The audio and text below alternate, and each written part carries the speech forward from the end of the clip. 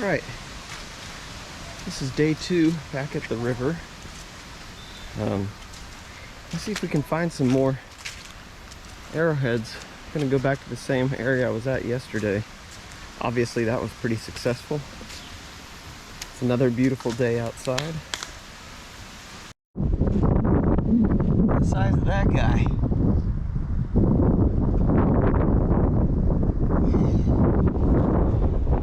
I've got bad news. That's not looking good out there. Alright, so the water's out there, and the bank I was trying to get to, I thought at least, you know, half of it would be exposed still. No, it's totally underwater. So I've had to cut up onto this peninsula, which is heavily brushed, and try to work my way to another spot, kind of bushwhack my way, and possibly think about having to take some kind of shelter here because I'm already a long ways away. Yeah, we're in a bit of an adventure right now. And you can tell water is regularly up on top up here too. So we're not in a good spot. This might just blow through. I'm really hoping it does. These woods are very thick up here, and they're getting thicker. Alright, so the wind is getting pretty bad at this point. I finished bushwhacking through here and I found a little spot to get down at.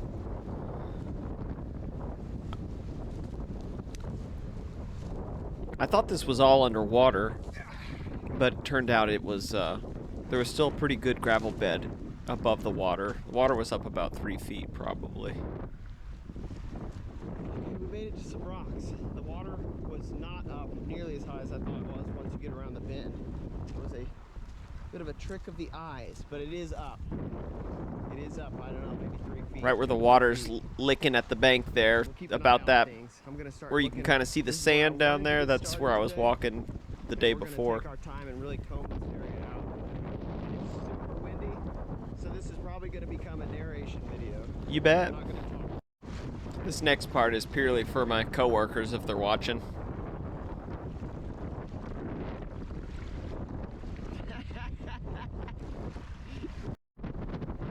Looks like I've spotted something here. Can you see it? Little crinoid.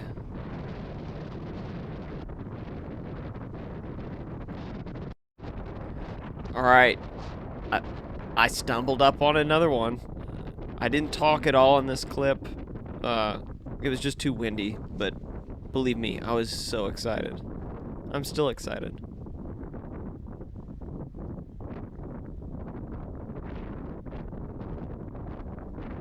And it's all there too. Look at that.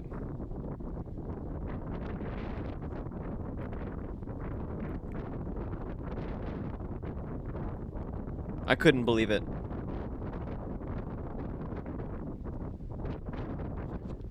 Alright, this one just jumped out at me. I mean, it was blended in color-wise, but I could see it from a mile away, basically. It was just, the shape was just so distinct. It just stood out. Again, I could use some help with identifying this one. I think it might be an Edgewood or a Fairland or a King's. I think, though, it's an Edgewood. That's what I'm leaning towards, because I've actually found one of those before. And I don't want to toot my own horn here too much, but I've actually contacted the people at projectilepoints.net. I'll put a link in the description, actually. It's a really good resource. But, well, here, I'll just show you. Okay, so this is projectilepoints.net. I use this resource from time to time, and the people, I've contacted them a couple times, and they're pretty helpful. They'll get back to you, and so I like using this website. But anyhow, what you'll do is you'll go to projectilepoints.net, and we're gonna click here on Start Search, and I'm gonna do a regional search. And surprise, I'm in Oklahoma. You just zoom in, click on Oklahoma, and it's going to bring in your search by shape. So if you go here to notch projectile points, so the other Edgewood I've found, um, when I was trying to identify it, I sent a picture to these people and asked them if they could help me out with it, and they were really friendly, and they did help me out with it. And they ended up asking me, well, I told them if they wanted to use the picture, they could just have it. And they said they actually didn't have a example of an Edgewood from my area on their website. So if you go down here, scroll down, I don't know, wait a minute, I don't know if I told you. Okay, you want to click on notch projectile points after you get to the search by shape section under Oklahoma. And then you'll scroll down here. Next category, corner notch, which is what mine was. And we're going to look for Edgewood right here. So if you click on this, obviously they've got really good information about all these points here.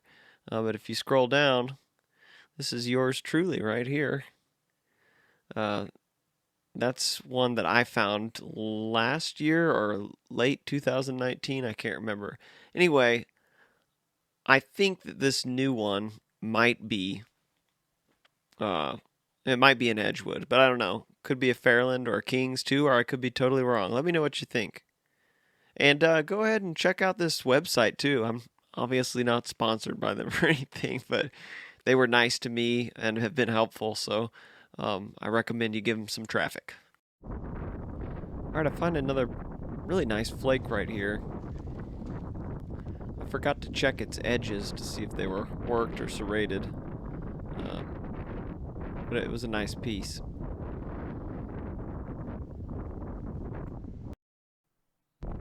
As if this weekend couldn't have gotten any better. Look at this.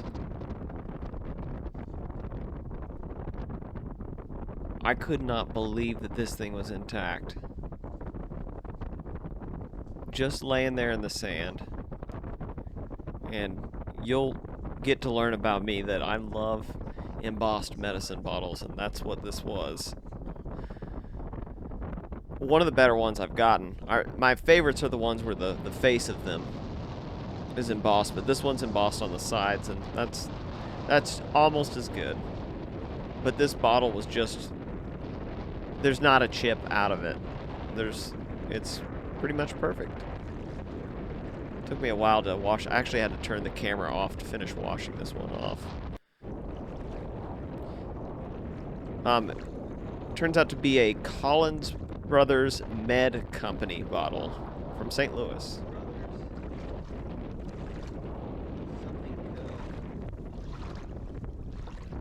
St. Louis. Well, that's a beautiful bottle. Oh my gosh. I thought it was cracked right there, but I think that's a big air bubble.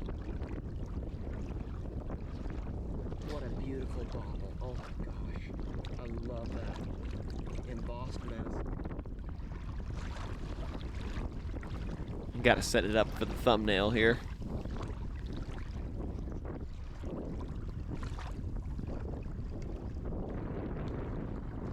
Nailed it!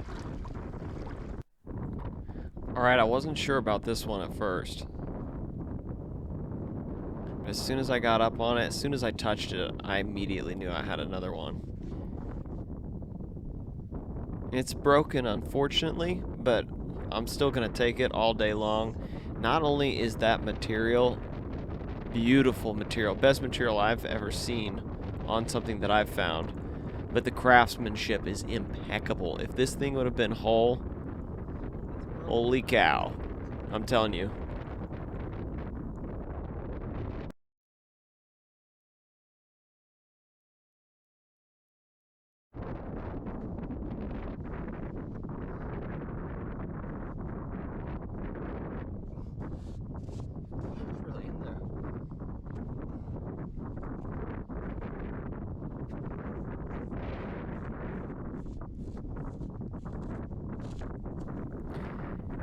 I decided not to keep this one. It was just a screw top, and I got plenty of those, and this one wasn't embossed, so left it for somebody else.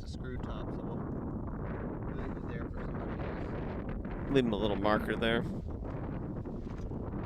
Oh, and right here, I couldn't help myself from part 1 of this series. That's that Clorox bleach bottle.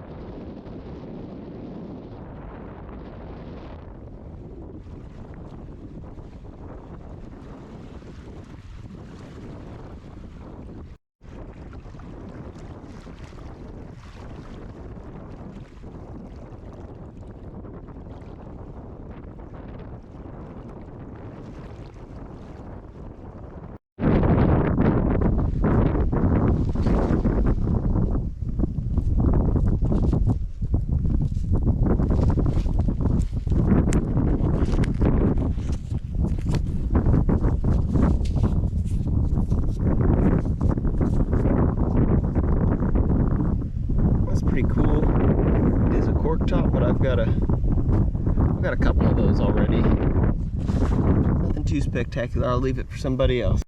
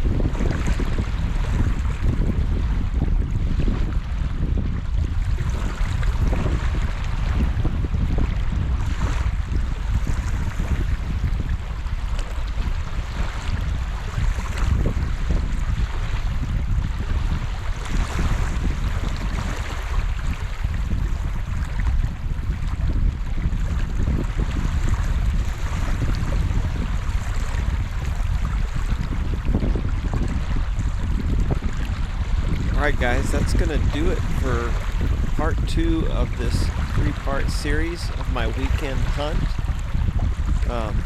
Thanks for joining me. Be sure to stick around. Part 3 will just be a wrap-up showing all the stuff I found. Check it out because I've got some questions, a couple questions about some things in there that some of you guys might be able to help me with. Thanks.